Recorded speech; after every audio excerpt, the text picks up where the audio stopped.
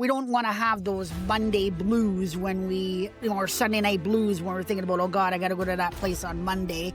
We want to be excited about the organization, the projects, what have you. And to me, I think leadership is about curiosity, vulnerability, and humility. If I'm at a conference and I see somebody, there's a group of people, I won't go to the group of people. I will go to the person standing by themselves that kind of looks like, oh my God, why am I here? And I think one of the things is, like I mentioned, is to be seen, heard, valued, understood. And if you can do that, they'll pretty much do anything for you at that point. Andrew, welcome to the Made Leader podcast. I'm so glad to have you on today. It is a pleasure to be here. Thank you so much for the opportunity, Jen. Yes. Well, go ahead for the audience and introduce yourself. So my name is Andrew Stoute. I have a background in leadership and HR. I'm a board member for a nonprofit called Face with Grace, and I help others create moments of opportunity by getting them in front of the camera like we are today, or on podcasts to create, build rapport and create more working environments for them. Well, as I said before we started recording, I love talking to a fellow podcaster. It is, it's nice. Feels like, you know what it's like to podcast. You want to name the name of your podcast? So the name of my podcast is called Let's Be Diverse. Perfect. I'll link it up in the show notes to make sure people can get it. All right. So Andrew, I ask all guests this, but what is the biggest lie we tell people about leadership? Ooh, that's such a great question. So I'm going to say the biggest lie that I'd say is that we don't know all the answers. I would say another lie is that leadership means authority. So a lot of people think that I have to be authoritative when I'm in a leadership role, when that's not the case. And to me, I think leadership is about curiosity, vulnerability, and humility. All kind of tough things sometimes, especially that vulnerability. But definitely, I always think about leadership and courage. So, and we don't have all the answers, and that is one that has come up several times, right? Absolutely. All right. So you talk about rapport building. Now, just let's start with what do you mean by rapport building? What is it? So for me, rapport building is, I'd say, something that it's an opportunity for you to create moments of support and with others. And it's also a moment of building something that's strong, a strong relationship with somebody else that you can either take in different directions. So whether it's just someone that you connect with, someone that you maybe work with, collaborate with. So it's just moments of opportunity that I think a lot of business owners or leaders put into the back burner. Yes. Well, they do, especially new leaders. But why do you feel like rapport building is something that new leaders should pay attention to? Well, I just think it's important for as far as communication. I think it builds trust. It's a sense of connection, sense of community. And I think it's essential to the foundation of influence and collaboration. And also, too, I think that when people feel seen, heard, valued, and understood, then they're more open and more engaged to opportunities. Gotcha. Okay. So tell me, what does rapport building even look like? So rapport building, I would say it looks in many different ways. So myself, as an example, rapport building to me would be having a meet and greet chat, which is how you and I met, Jen. I would say it's going up to somebody at a function, introducing yourself and what you do. It is sitting in the lunchroom with somebody who you may not have met before, may not work with, may not collaborate with in the office. So I think it's all the above. Okay. So when you think of a new leader, they are usually in the state of, I just have to get everything, I need to get my work done. Overwhelm is one thing that I've seen. And that rapport building is kind of on the back burner, right? Because they're just really busy. So how do you suggest that they go about it? Who would they start with? When they talk about you meet and greets, you introduce yourself, you're sitting in the lunchroom, if you even have a lunchroom anymore. But what does it actually look like for a new leader to build rapport, and who with? So I'll give you an example. So a leader that I had way back in my career, who was great at rapport building, they came into the building, they went into their office, and once they put their stuff away, they came out and they walked around in the area, said hello, good morning to each person. How was your night? How was everything? If it was over the weekend, how was your weekend? If the kids had a soccer game or a baseball game, how did it go? No, you said you had a game this weekend. How did it go? So just kind of letting them know, like, hey, good morning.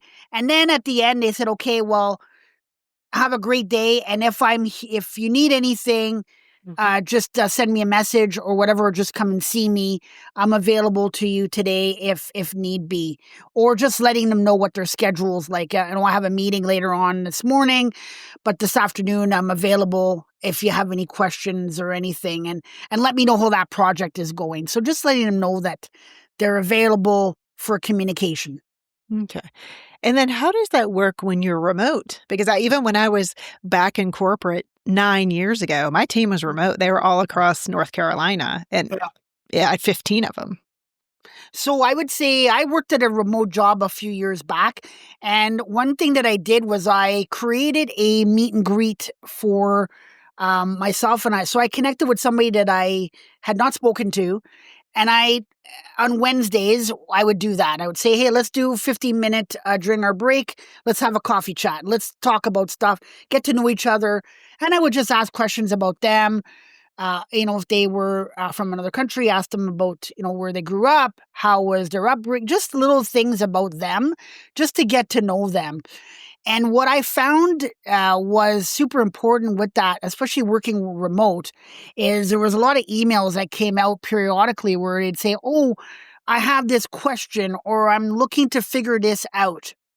And because I did that, I was able to say, oh, check out Jen Arnold, or get in touch with Jen Arnold. She knows about that. I just spoke to her last week, and I know that that's what she does. And if she doesn't know, then she will probably have somebody or know of someone who takes care of that. I believe that's in her department. So just kind of doing that, I think it worked out in so many ways. I got to know the person. I got to know what they could do, what they do. And then it kind of allowed me to know, because I knew what people did in the company, it allowed me to filter out if anybody needed assistance in a certain area. Yeah, and it does really help as a leader to be able to be connected across the organization, especially if you work in a larger organization where your team needs to collaborate, which most organizations. But, again, you have limited energy, you have limited bandwidth. And so when you think about the different stakeholders a new leader has, right, they have their team, they have their peers on their direct team, they have their stakeholder peers, and then they've got their boss and up. Right. Is there a place that you think that they should start with if they feeling like, oh, that feels like a lot? I would say their team, right? Because normally you'd probably, most companies will have like maybe a small team. So I would say your team of, let's say it's 5 or 10, start there, and then kind of work your way slowly up towards that. So I know myself on LinkedIn, anybody that's spoken to me and asked me about that, I'd say connect with 5 people just this week. I'm not saying per day, just this week. Send a message to them, connect with them, and try to have a conversation with them. So I would say in a company, it'd be the same thing. Connect with 5 people, start with your team, and then throughout the organization, connect with 5 people that week, and just have a coffee with them, or just have a 5-minute chat with them, just to get to know them, introduce yourself, what you do, because they may not know what you do as well. So it's important for them to know what you do, what they do, and again, to meet them. So when you come across them, you can say, hello, how's everything going, type thing. It just makes them more of I talk a lot about a safe work environment, and that kind of creates that, I think, Jen, a safer work environment when we do that.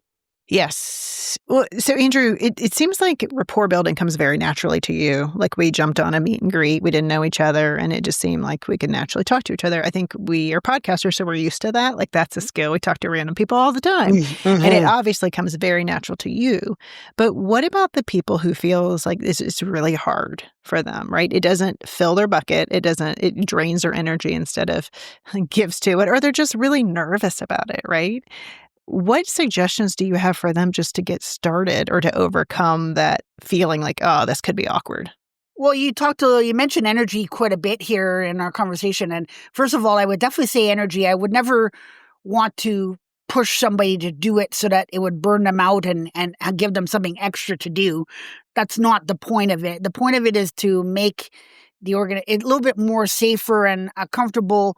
We don't want to have those Monday blues when or Sunday night blues when we're thinking about, oh God, I got to go to that place on Monday.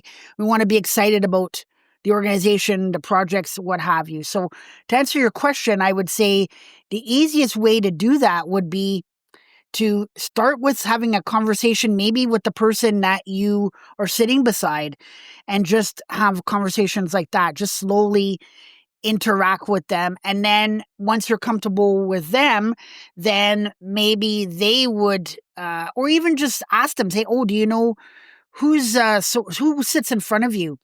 Oh, that's Susan.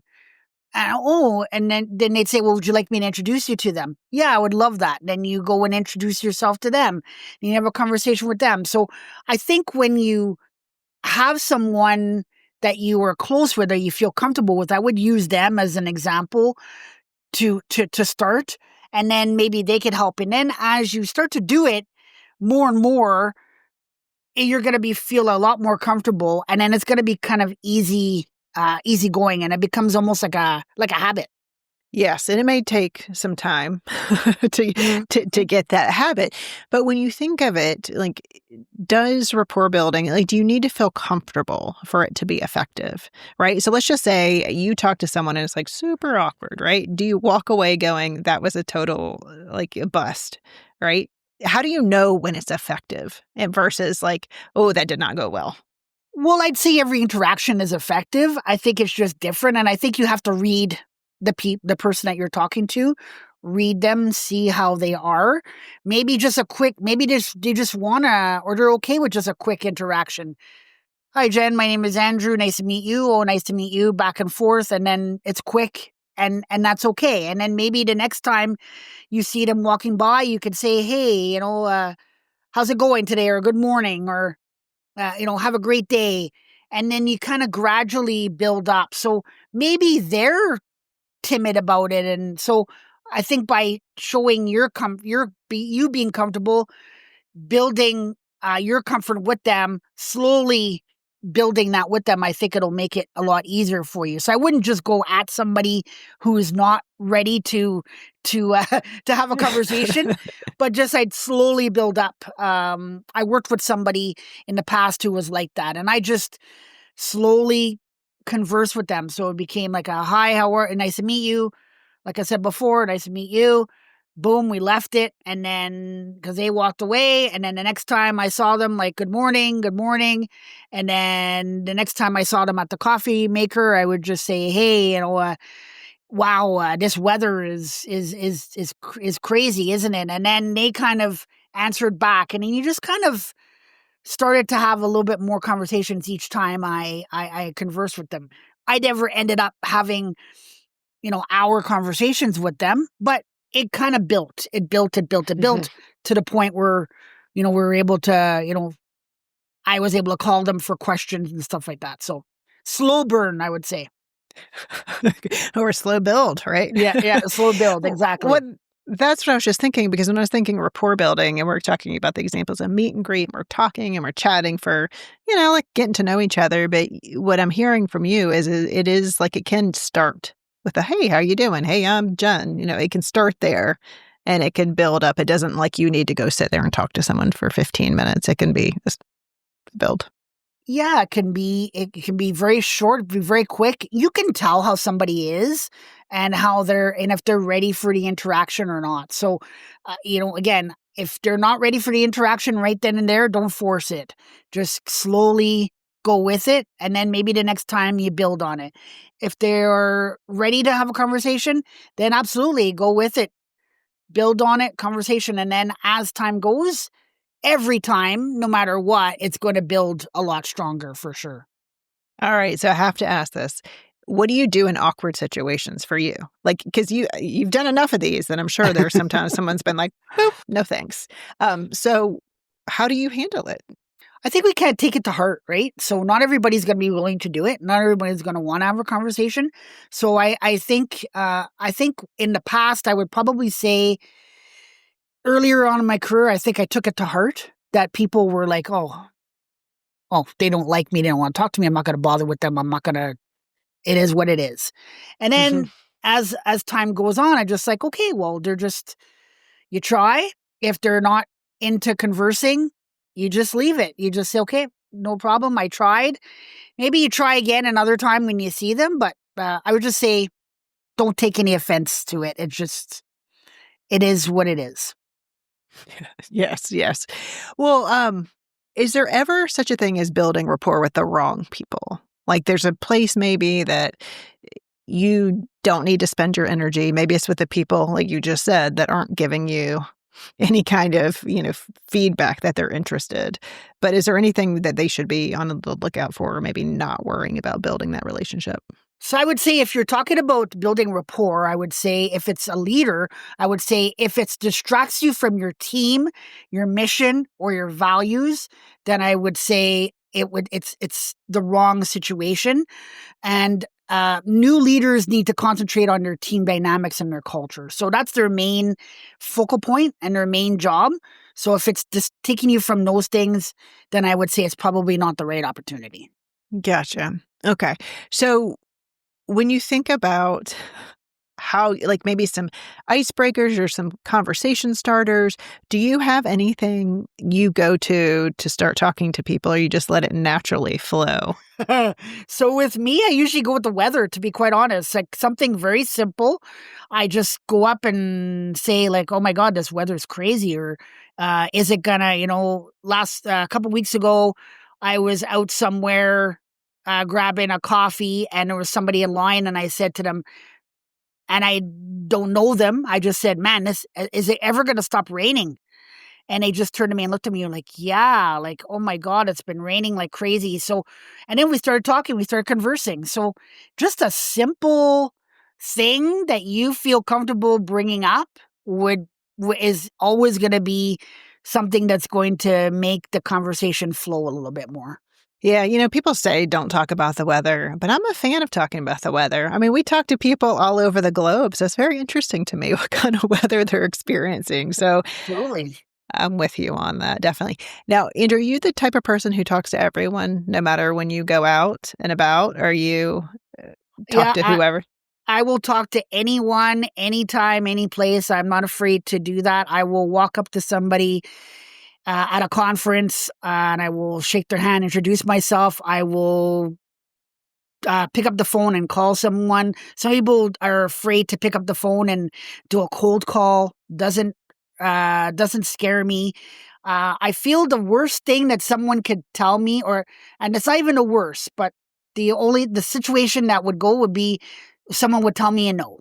So if that's the worst thing that I'm gonna be told, I can deal with that because then you just move to the next person and you converse with them and that. So I would say, yeah, to answer your question, never. I've never had that problem at all. Yeah, I love that. That's a great personality trait. And I find that I will talk to anyone around me when I'm out and about. My kids hate it. They're like, oh, Mom, stop talking to people. But at conferences, not so much. Conferences, I don't feel comfortable necessarily talking to anyone. I'm just kind of, unless they're at the table with me, then I'll always, but I won't go up to people proactively. Oh, yeah, no, I've never. People actually have been surprised because and actually, yeah, especially if somebody. So if I'm at a conference and I see somebody, there's a group of people, I won't go to the group of people. I will go to the person standing by themselves that kind of looks like, oh my God, why am I here? Hmm. And I feel like I'm by myself. I will go to that person and I will introduce myself. And I find that it's opened up a lot of conversations and I met some really great people by doing that. And I'd say they were pretty thankful and appreciative of it because they were thinking, oh my, how am I going to get through this? Like it's going to be long and I don't know how I'm going to manage. Yeah, yeah, especially if they are by themselves. I always appreciate someone coming up to me if I'm by myself. Definitely. Mhm. Mhm. So, if you were mentoring an early leader over coffee tomorrow, what would you recommend that they start doing more of and stop doing? I would say to be a good listener. And when I'm saying listening, I'm going to say figuring out when to listen to give feedback and listen what I would call with pause. I would say be attentive. So if you're going to take the time, so if I'm going to come up to you, Jen, and I'm going to ask you how your day is going, I need to be prepared of what the answer that I'm going to say to you. So if I'm on my way to a meeting, I'm going to ask it a little bit different. I'm just going to say, hey, Jen, how are you? Hey, Jen, but I'm going to do it differently. But if I'm coming Mhm, to you and standing at your desk and saying, hey, Jen, how's it going? How's your day been? I need to be prepared that of the answer, not just the answer, but that it's going to be a little bit of a conversation mhm. and to be attentive to it. So I would say that. And then I would say be consistent. So if you are, like I said, I had that leader that would come out every morning to say hello to everybody. So if you're going to do that, then make sure that you do it. So if you're a little bit late, if you have meetings, things happen, but at least make sure that he did it no matter what. So he had to do it the first thing, or if he had meetings when he first came in, he would come around later in later morning or early afternoon. He would still do it. So I think that he was very consistent as far as that goes, and I think that people recognize that in our team. They definitely recognized that, and they definitely appreciated it for sure. Yeah, and consistency is really important because your team needs to know what to expect from you. So if you're showing up one way some days and another way other days, then it's going to just confuse them. So and Yeah. they're like, are they coming? Are they not coming? What's going on today? Right? Yeah, yeah. I think leaders, we give clear expectations to our team members for what we expect from them. But I think uh, team members have expectations of their leaders, and I think one of the things is, like I mentioned, is to be seen, heard, valued, understood. And if you can do that, they'll they'll pretty much do anything for you at that point. Yeah. Well, Andrew, where can people find out more about you and connect? I'm going to say the best place to find me, which I'm always at, is LinkedIn. You could find me there. You can't miss it. It's Andrew Stoute with an E, and it has the logo of my podcast, which is Let's Be Diverse. So I would say that's the best place to find me. Send me a message, reach out. I'm always open to any conversation with anyone. All right. Well, I'll link that up in the show notes. But Andrew, before we close out for today, is there anything you want to leave the listeners with? Anything about rapport building or anything beyond that? The only thing I would just say is that don't be afraid to do it. And if you're having trouble with it, then ask people what they're doing. So if you have some people in your network or in your company that are doing it, ask them what they do or how they do it. And maybe you may not be able to do the same thing, exact thing, but you're getting some feedback and some advice that things that you could maybe try. Yeah, it's also I'm thinking like looking at the people around you who are successful, like the people that are continuing Correct. to excel in their career and see what they're doing. They're probably building relationships across the organization as well. Absolutely. Absolutely. Mhm. Well, good advice. Andrew, thank you so much for your time. I appreciate it. You're very welcome. Thank you so much for having me.